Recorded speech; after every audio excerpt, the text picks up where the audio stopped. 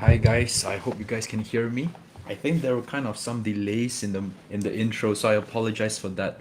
So hi, I see that we have around 140 people attending this AMA. I see that you guys are kind of active in chat.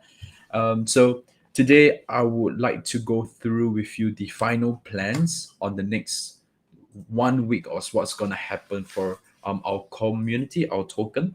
So we had a vote a week back about the community's choice, right, for the options that you guys are going for. We provided two options. The first option being for us to migrate an IDO in the bear market, and the second option is for us to buy back all of our tokens from holders and do an IDO again in the future, right? And after a week of voting, the community has decided to go for option two, which is that we are going to buy back all of our tokens from you guys and whitelist all of our current holders for future IDO. So today, it's my job for me to explain to you guys the exact process of what's going to happen, the important dates to take note of, along with what are the further plans for Subx Finance Lab after the whole buyback campaign. So there we go. Okay, so CEO AMA 11th. Let's get on to it. I'll go through the entire slide deck first and I'll answer questions towards the end of my sharing. So, buyback migrate later plan, it has over 76% voting, right? Over 365,000 tokens backed this option. The team did not voted in the community vote. We completely left it up for the community. You can check that the wallet, the deployers, the vault address all refrained from voting. Even the team were told to refrain from voting and to leave this um, um, vote to the community, and the community has spoken, and we have planned out the following campaign around that. Okay, so what are the updated timeline? So first of all, three important dates to take note of: the 26th of May, the 27th of May, and the 30th of May. On the 26th of May, we will be removing liquidity from PancakeSwap and to lock our staking vaults, preventing anybody from depositing or withdraw tokens from Bounty. And this will happen at 3 p.m., right, 1500 hours Singapore timing. The reason that we are removing liquidity is so that we can try our best to freeze the pricing of our token. Our token has been voluntarily delisted from Probit and Lbank. The only place to kind of trade our token is on PancakeSwap, and we will be removing liquidity from that on the 26th. At the same time, we will be preventing anyone from depositing tokens into staking contracts, into our bounty contract, and to also prevent anyone from withdrawing tokens as well, right? And the reason being is that the next day, on the 27th of May, we will have a snapshot. And what a snapshot is basically, as the name implies, a snapshot of all balances, of all token balances in all holder addresses. And this snapshot is important because from this snapshot, we will be able to determine the amount of BNB to be airdropped to you guys. So I will talk a little bit more about the snapshot later. And finally, the last important date will be the 30th of May, and that will be the day that we will airdrop all BNB back to our holders. So, first up, liquidity removal and vault locking on the 26th of May. So, as mentioned, we will remove all liquidity from PancakeSwap. We will disable withdrawal from our staking vaults. That means that holder will not be able to withdraw token staked on Bounty. And also, we would like to remind everyone that this is the last opportunity, the final opportunity for holders to withdraw all tokens from Lbank and Probit into their wallets. We understand that some holders do have tokens in centralized exchanges like Lbank and Probit, and although they have withdrawal, they have given all holders a 1 or 2 month withdrawal grace period. It's essential that you draw all tokens from centralized exchanges back to your MetaMask or Trust wallet immediately. All of this should happen by the 26th of May, right? I will tell you guys what would happen if there are any tokens left in staking contracts or centralized exchange later.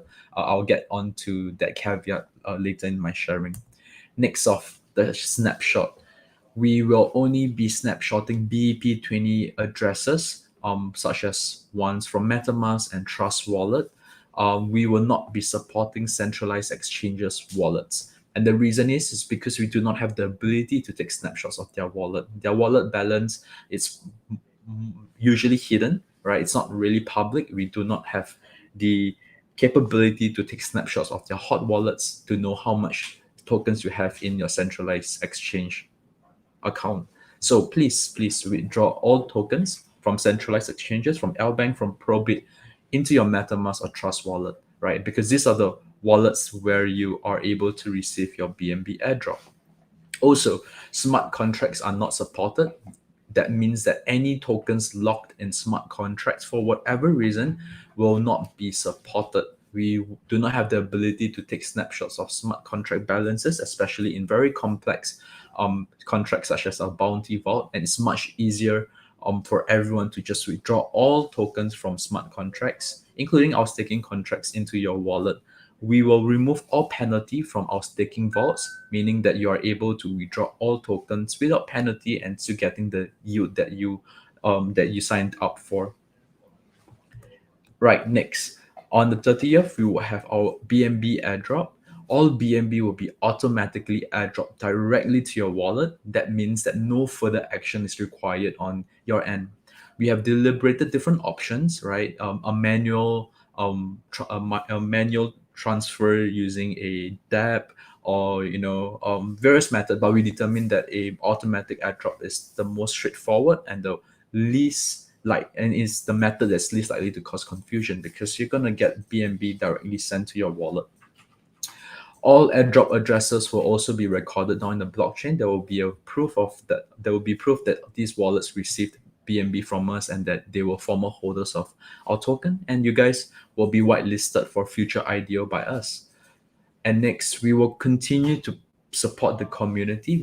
For the next coming weeks, um, we will actively be solving problems regarding to the BNB airdrop, lock tokens in staking contracts in centralized exchange. For those who have tokens still locked up in centralized exchanges or smart contract after the airdrop date, there will be an admin fee for a manual investigation and airdrop by the team. So if for whatever reason you are seeing this video a little bit too late after the 30th of May, you can contact the team and we will investigate your claims of having tokens locked in centralized exchanges and smart contract. The team will manually look through the blockchain to ensure that you have not received an airdrop before, and they will manually airdrop you some BNB for your tokens. And there will be a penalty fee, right? We are going to be working on the penalty structure to incentivize people to withdraw all of their tokens ASAP, right? We do not want to have a scenario where someone has tokens locked in smart contracts, forgot to take it out, and we got to do the whole manual process together. That's obviously not ideal for everyone. So as much as possible, we want to incentivize everyone to withdraw everything into their BP20 MetaMask or Trust wallet. So what's next for us? Very great question. Three things. We will first continue to upgrade our services and products. As you guys know, we are launching a no-code dApp builder platform, and we are improving our overall product offering, right? This continues to add utility to our brand. We continue to build good products that people will actually use for, and desirable products that people would eventually use tokens to claim for. We will also take this time to brainstorm a stronger token platform integration. We do not want to be simply just accepting services in tokens. I think while that's a start, it's not scalable. We want something that's much more scalable, something with some exponential power, and we will figure out how we can intertwine our product and tokenomics together so that the next IDO will be a much successful one. Next, we will continue to build relationships with institutional accelerators, venture arms in preparation for our next IDO. I think the next IDO that we are planning to have will be a little bit more adventurous, and we will definitely need support from institutions. And lastly, we will continue to grow our community. We will not be doing token marketing or anything of that sort for the interim. But we will be investing in community events, engagement events, giveaway contests, and AMAs. We are going to be here, right? You guys are still gonna get AMAs from me. You're gonna get the opportunity to meet more of the team, right? Subx, like our team here, we are still here. We are still building, and we are still here to grow the community in preparation for the next big idea.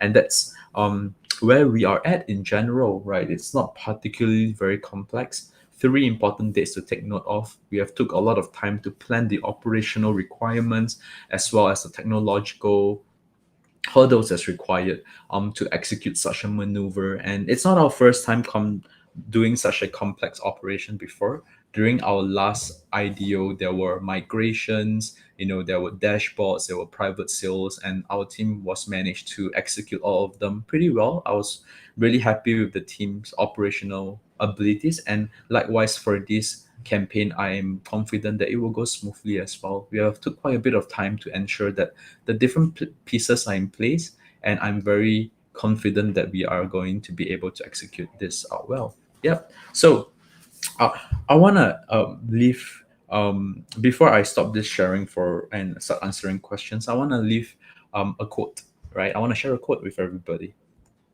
right? And that quote is: "Success is not final, failure is not fatal, and it is the courage to continue that counts." Right? It's by Winston Churchill, and I do believe that in our journey together, there are times that we had success, right? But those success were not finals. There were times where we actually encountered failure or difficulties, and that has not dissuade us from continuing our path. They were never fatal to us.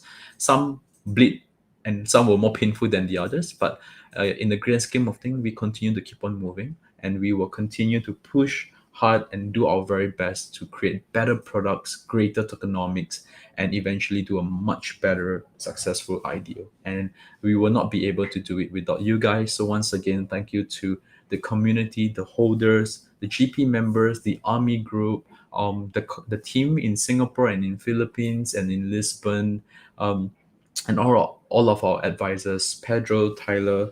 Thank you so much for all of the support for the last 1 year. Right, it has been approximately 1 year since I started working on Subx full time. So that's a big milestone for me as well as the members of the core team, and I am happy to share it with you guys. So let's, without further ado, let me answer some questions.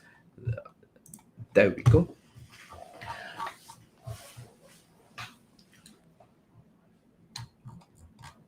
Okay. Yes, so a lot of the early questions have already been answered. There's one important question that I am surprised that no one has asked. Okay. Actually, sexy is you actually asked it. How much BNB will be airdrop per token? And that's a really important question.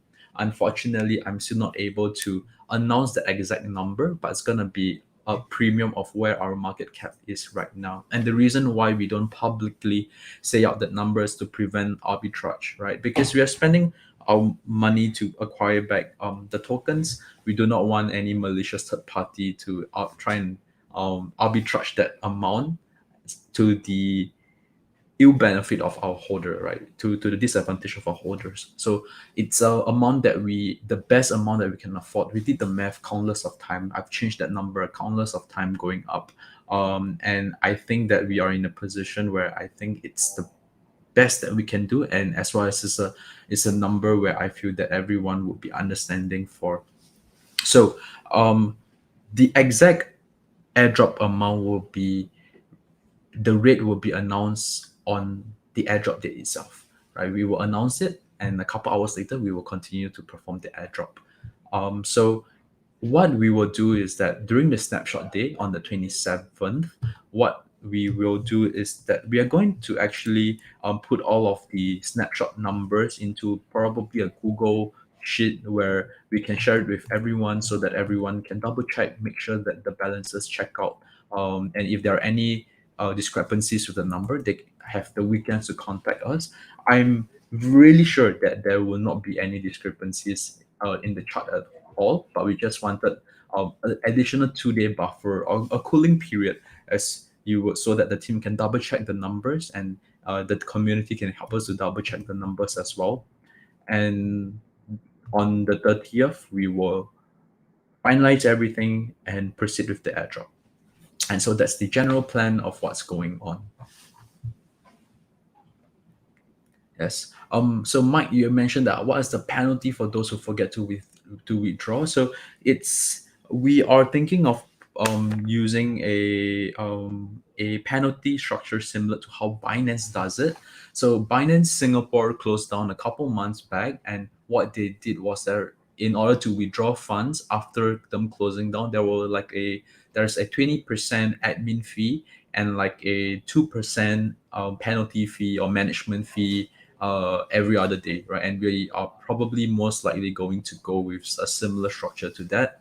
And the reason is because that we do need to allocate manpower to attend to this request. Investigation can take up to hours. Okay, maybe not 2 hours, but maybe an hour sometimes because they got to track and make sure that the SFX or the tokens that are that have been moving after the snapshot date, it's legitimate.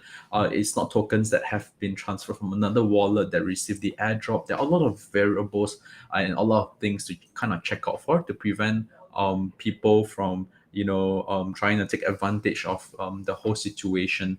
So the team has an SOP to do an investigation for such manual claims, and that requires time, effort, energy, and thus we have to charge an admin fee.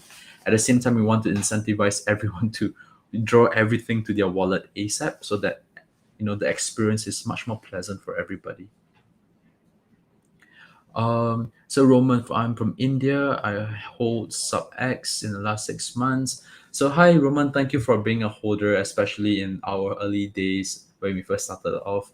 Right, market is kind of turbulent right now, and the reason why we are executing this maneuver is for two primary reasons. Right, to prevent the price of the token from falling. As you guys know, our token is pegged to BNB, and BNB has seen way better days.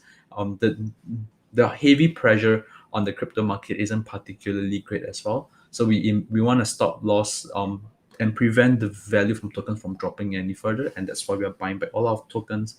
And number two, we are also providing opportunities for our holders to join in our future IDO. So essentially, it's to limit the downsides while keeping the upsides potentially open in the future, and that's the reason why we are executing this maneuver, right? I have talked to many project owners about me executing this maneuver, and a lot of them, more often than not, told me that it's not a great idea, right? They told me that preserving capital is a much stronger idea rather than to give the capital back to the holders, and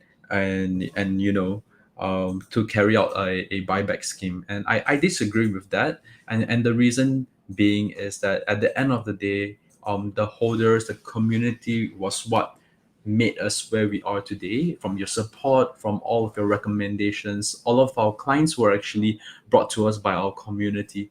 And it's only fair that in times like this, in rough times like this, we share the burden together, right?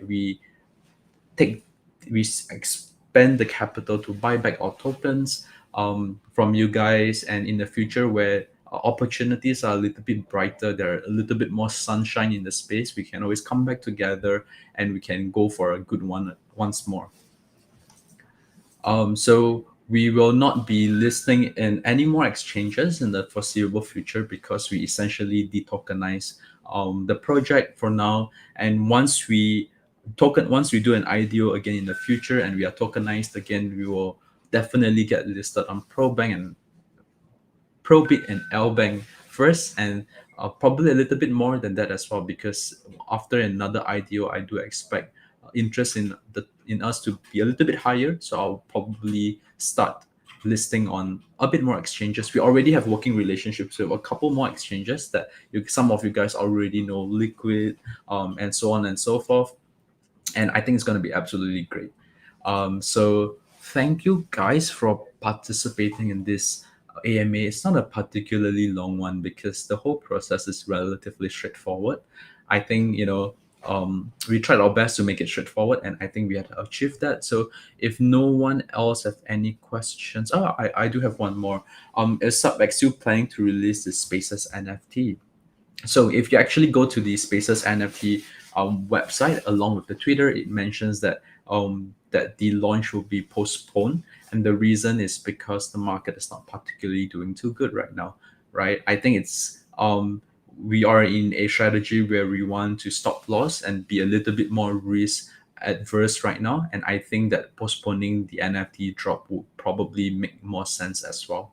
So the product and the marketing that we spend behind Spaces NFT is reasonably a large amount, and I've made the decision to pause it for a while, because I do believe that when the market gets a little bit brighter, there will definitely be more opportunities and demand for such a product, right? And thus, while we wait and while we continue to observe what's going on in the market, we will continue to build products, as mentioned, build relationships with institutionals and partners and other projects, as well as to grow our community. And I think that's our strategy moving forward. And I don't think you can particularly go wrong with that strategy. All right. I'm looking through all the questions. I see a lot of nice support, and I think that all questions have been answered. Okay, all right. So that's it. Actually, that's the end of CEO AMA number 11. We will have one more AMA after the airdrop. And thank you, Marco. Thank you those who joined, and have a nice day. Right, I will continue to stay active in the chat, so you can just drop me a DM on our Subx Finance Lab Telegram group, or you can tag me on Discord. All right, cheers, everyone. Take care.